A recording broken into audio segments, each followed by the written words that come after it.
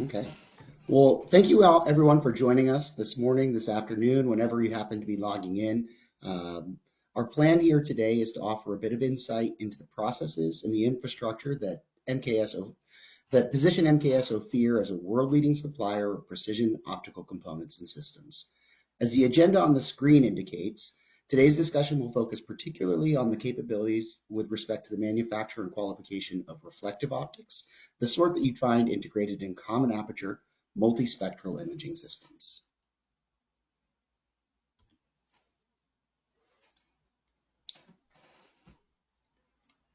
Before we dive into the technical meat, though, I wanted to spend a couple of minutes giving you some insight into MKS at large and where the Ophir Optronic Solutions business sits within that group. The MKS Corporation is a global supplier of technologies that transform our world, driving innovation in the semiconductor, instrumentation, and optical systems industries. With a staggering 3.6 billion in revenue in 2023, 288 million of that was reinvested into research and development, and we have more than 10,000 employees worldwide. We're committed to the continual shaping of these technologies for years to come. The MKS Ophir brand sits specifically inside the Optical Solutions business segment of our Photonics Solutions division. The Optical Solutions Group is then comprised of three key business segments. The Ophir Optics Group, specializing in the design and production of high-quality lenses for the infrared thermal imaging and high-powered lasers. The Optical Components business, OCB, focusing on the production of high-performance gratings, optical filters, and precision mirrors.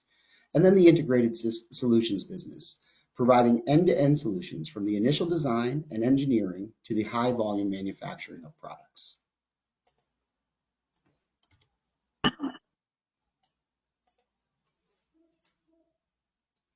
The Optical Solutions business provides a comprehensive range of solutions spanning from the extended UV to the far infrared category, catering to various market segments such as defense, life and health sciences, semiconductor, and industrial applications. Though we'll plan to get into the specifics of the planned presentation shortly, we always like to give an impression for the breadth of offerings and markets served at the group level for MKS, and then for the Ophir group a bit more specifically on the next slide. MKS Ophir specializes in two distinct product lines, IR optics and high-power laser optics, with state-of-the-art manufacturing facilities located in both Israel and in Europe, as well as a robust global sales and distribution network. We demonstrate a remarkable annual production capacity. Our streamlined process enables rapid ramp-up from design to serial manufacture, ensuring timely delivery of high-quality optics solutions. We'll look a bit more closely at the Ophir offerings next.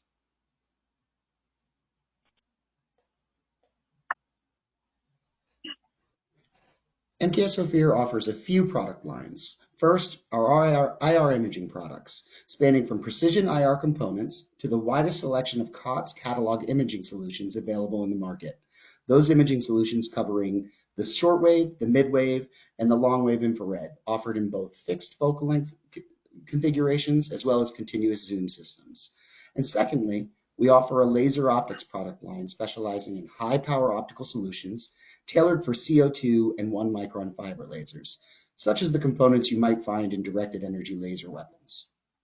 The reflective components we'll discuss shortly fall within the IR imaging precision components category.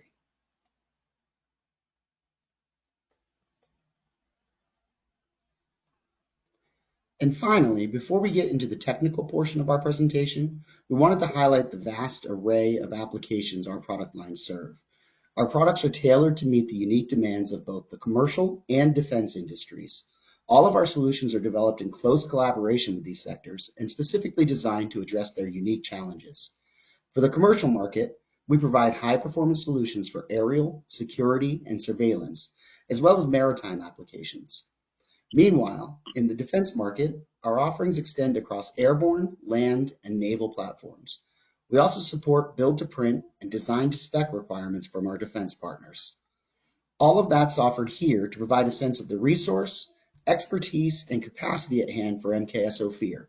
But now, for the reason you've registered, a deeper dive into our capabilities regarding precision reflective components for multispectral imaging systems. And with that, I'll transition to Emmy to give a bit of an overview of those capabilities. Thank you, JJ.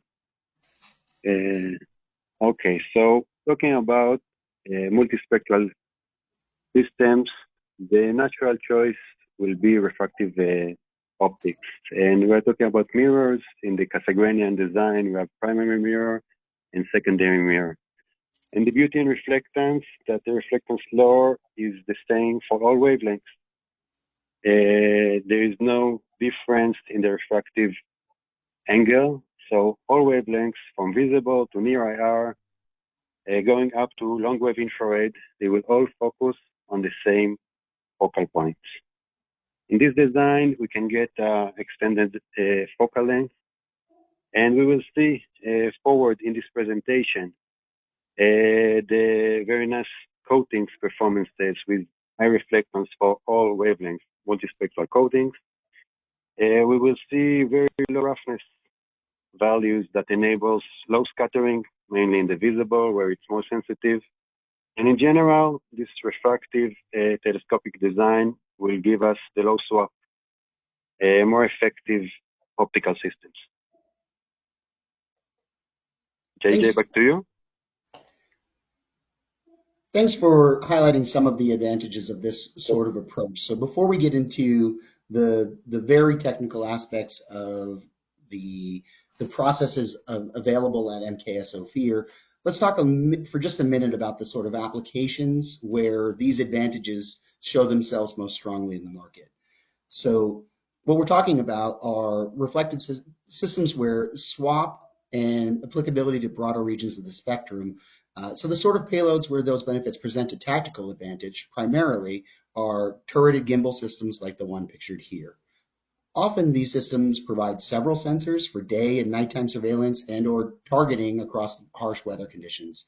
So in order to preserve volume within these payloads, these imaging systems can combine multiple optical channels into a single aperture using some of the features that Emmy just highlighted, like broadband applicability of the reflective coatings.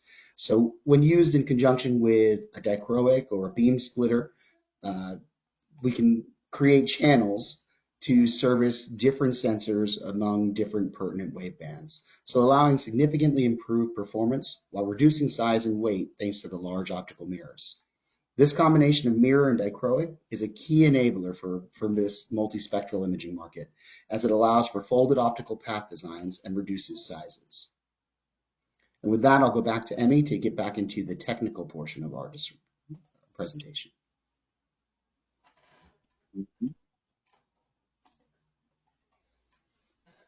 Okay, now going to the design considerations. So generally, we will go through starting with the raw material choice.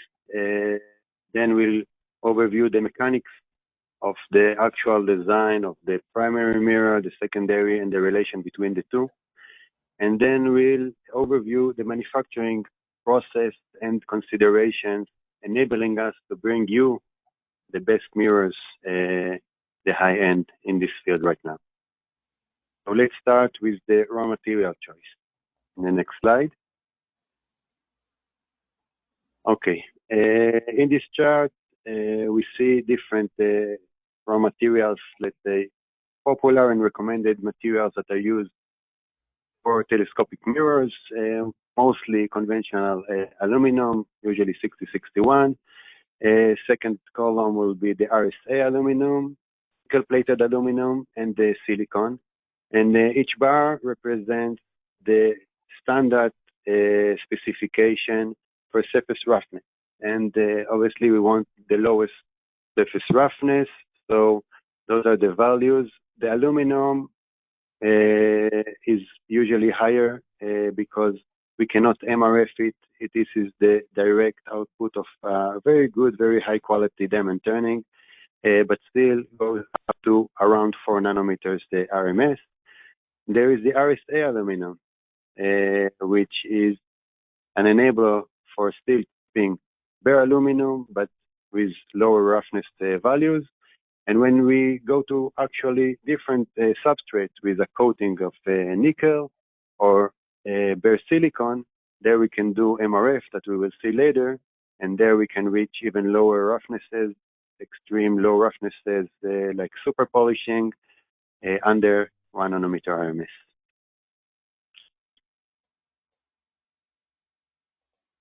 Now in the next slide, let's drill down to comparison between bare aluminum and nickel-plated aluminum. What should we choose? Looking strictly on performances of the surface, low roughness, low foam error, nickel-plated looks better because we get lower values and the higher accuracy, but in this case, we'll get the bimetallic effect. On the other hand, on the left, the bare aluminum, still good performances, even very good performances, but no bimetallic effect.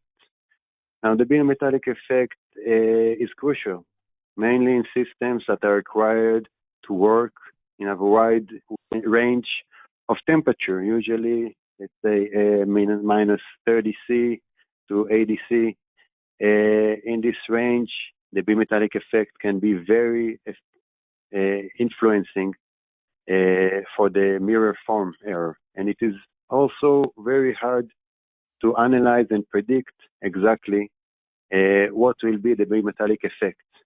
This is mostly because the nickel plating layer, which is in the range of 10 to 50 microns thick, relatively a thick layer for optical coatings, the thickness of this layer is not constant, even in the same batch, because it is a thick layer we implement on the aluminum base, and then we diamond turn it, or polish it, or MRF it, and then we take down the thickness until we get the best optical performances. But you will get differences, a deviation between one mirror to other mirrors, so each one might have different thickness of a basic layer of nickel.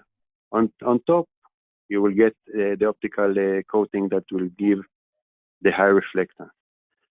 Another thing to point here is the special RSA, the 443, which is unique kind of aluminum, which was engineered to have the same expansion coefficient like nickel. So practically, when doing nickel plating on this RSA 443, the bimetal effect is neglected, and it's a choice. But from our experience, it's a very, very rare choice. Okay, let's continue to the mechanical considerations.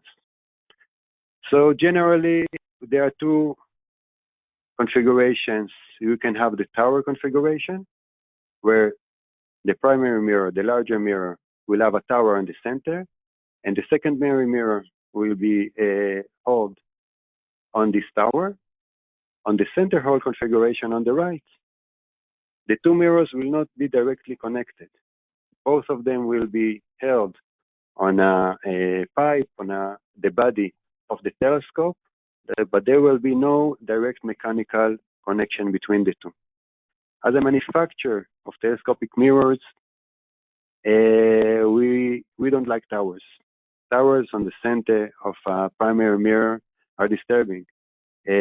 We want to optically measure the primary mirror, and the tower is covering the light. We want to coat the surface, and then we have very similar. We have shading from this tower, and we want to MRF the surface. It's impossible because the tower is stuck there in the middle. So if you have a new design or consideration of the mechanics of this telescope, always choose the center hole configuration. It enables everything, and we can deliver here at the Ophir MKS a better quality mirrors. So this is always the better configuration. Go to more mechanical considerations in the next slide. Okay, let's look on the backside of the mirror. The backside of the primary mirror, also the secondary, but the primary is usually much is larger, and we are clamping the primary mirror while we are diamond turning it on the back, usually with vacuum holders. So we need a very good, uniform, non-disturbed backside of the mirror. There is a tendency for mechanical designers to make the backside of large mirrors very complex, all kinds of steps, large chamfers, screws, or any other special forming. This is a real distortion for us as a manufacturer. Every stress that you put on the backside of the mirror is seen when you cut the front side of the mirror. And we want to have the best cut, we want to have the best irregularity. So we need a very, very good backside. The best case will be a flat, just a simple flat surface. There could be some minimal complexity, but try to avoid that. The second important point is the datum surface. The datum surface, we would prefer will be always a datum surface that is on the same side of the optical surface. You can see on the right bottom a good datum surface example where the datum surface is the sagital surface, the flat surface around the concave surface. So when we cut in diamond turning the optical surface, on the same cut, we can also align the datum. Therefore, we can deliver extremely strict down to microns between the datum surface and the positioning of the optical surface. Sometimes the datum surface is on the backside, and this is always a problem. Okay, it is a limiter.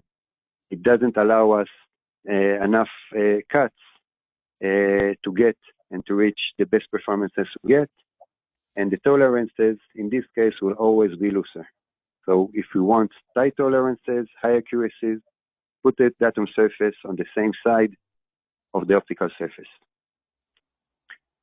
Let's go to the next slide.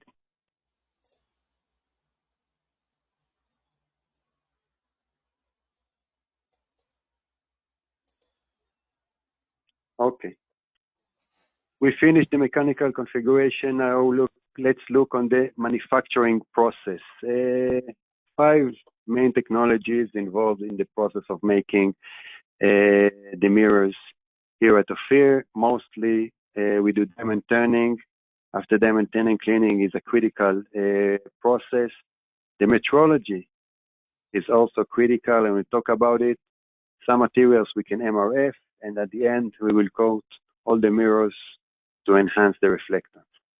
So let's start with the manufacturing environment in the next slide.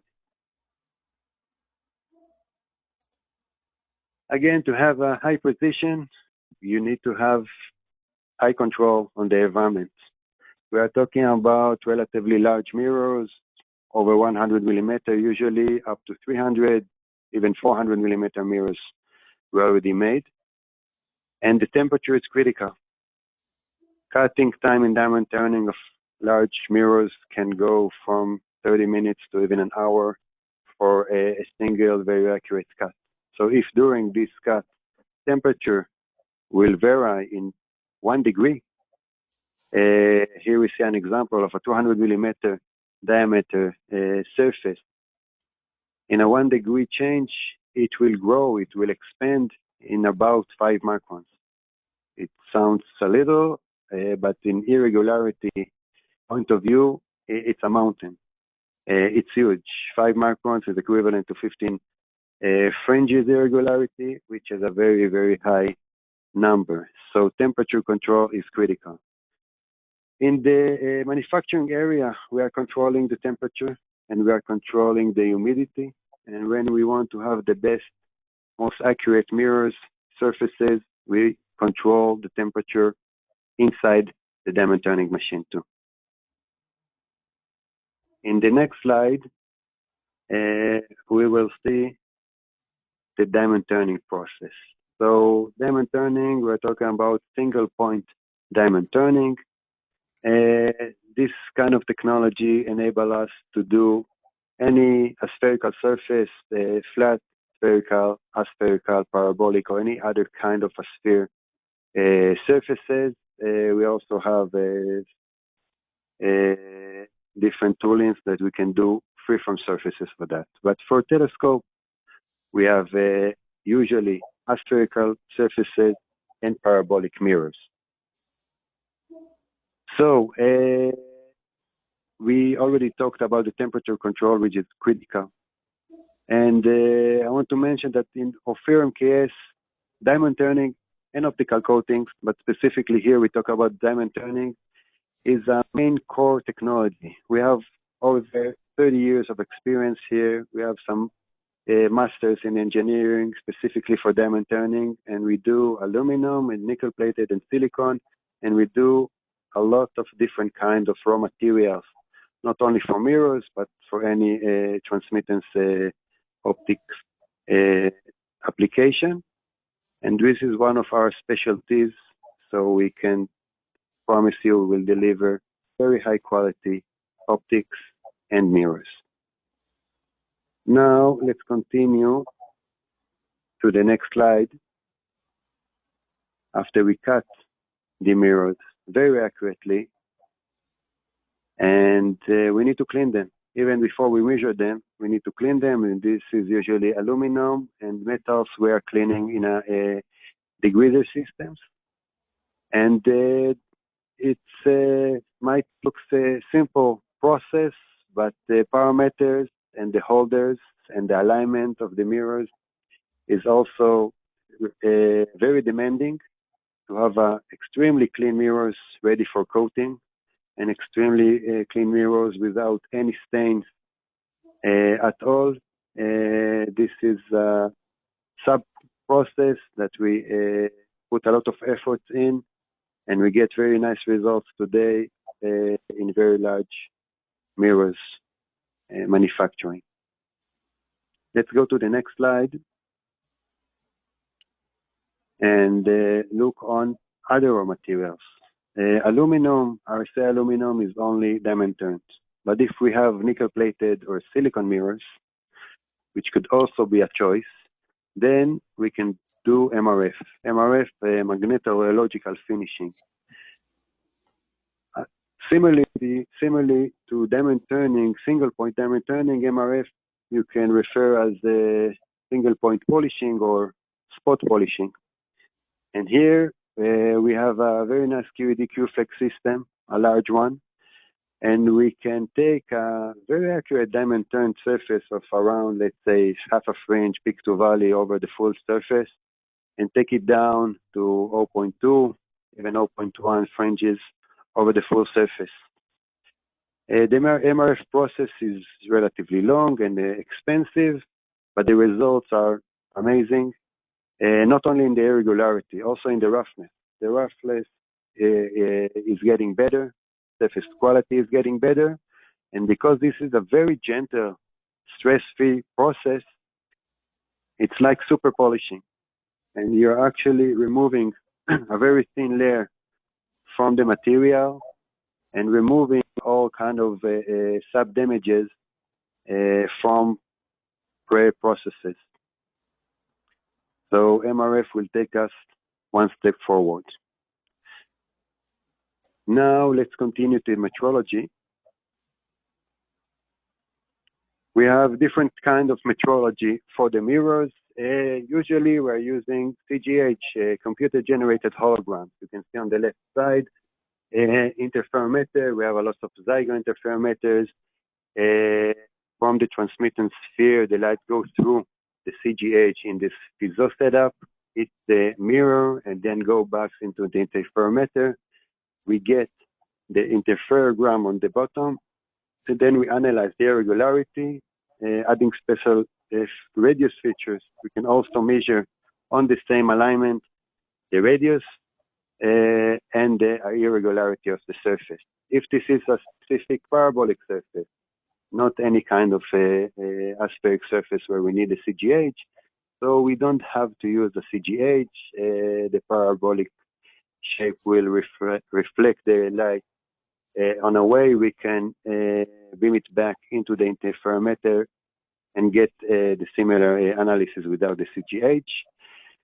We also have, for a few years, a LUFOScan, which is really a high-end tool. We have the 420 high definition. This is an amazing tool, extremely accurate.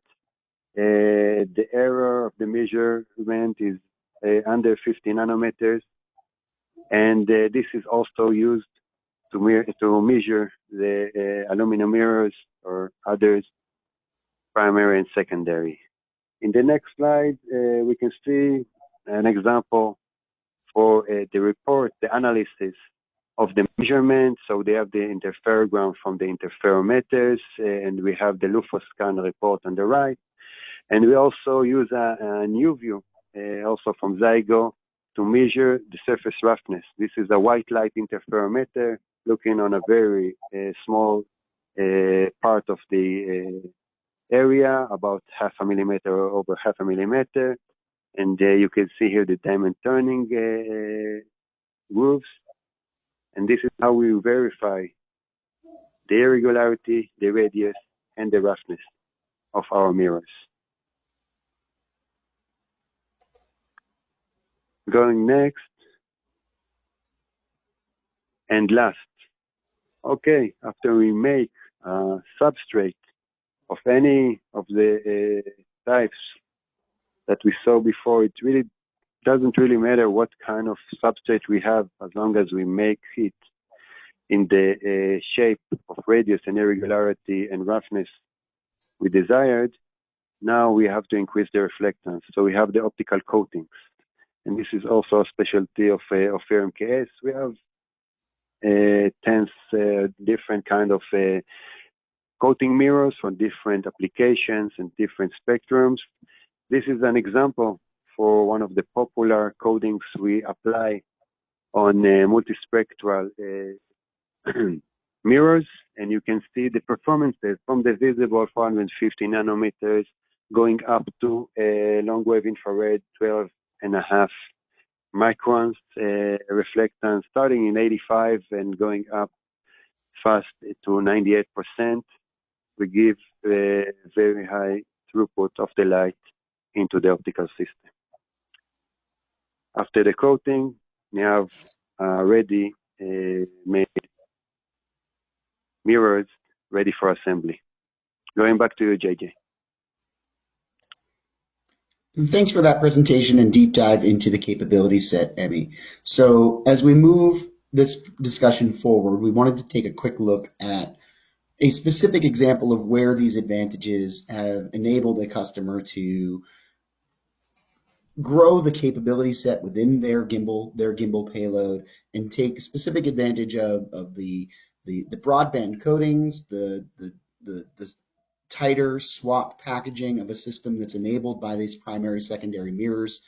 So the case study that you see proves that large mirrors for multispectral systems is a cost-effective and best designed to fit as much capability as you can into a constricted volume.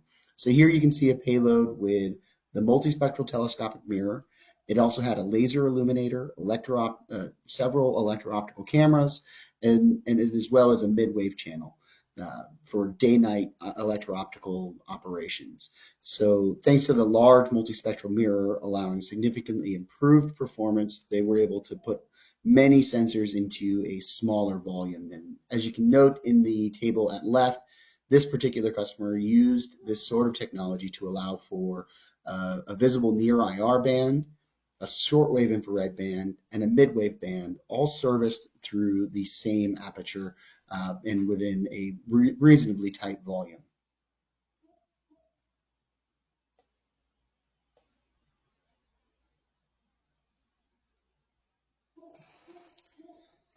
And so with that, we'll get into a bit of a summary here. So a few of the advantages, and I hope that what you'll take away from our discussion today is that Ophir offers a particular skill set with respect to years of experience in the diamond turning and production of high precision optical components, specifically here in this discussion centered on reflective systems.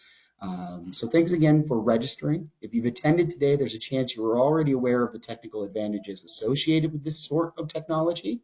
But I hope that what you'll take from here is an appreciation for the expertise and the heritage with respect to delivering these sorts of components to market with MKS Ophir, and our technical ability and the capacity to produce these complex reflective systems. So the bullets on the screen highlight a few of the things that we'd hope that you take away in terms of the high-end specifications, the materials, the size of the systems that we can deliver with high precision and surface finish, and that these offerings, this capability is something that we can sell into the U.S. and particularly into both commercial and defense markets using manufacturing sites located out of Israel and out of Europe, and that we can do this with reasonably high production, up to and greater than 50 units per month, depending on the complexity and the details of the offering. So with that, I think that we'll transition to opening the floor to a discussion and questions. So thank you very much for attending. Thank you.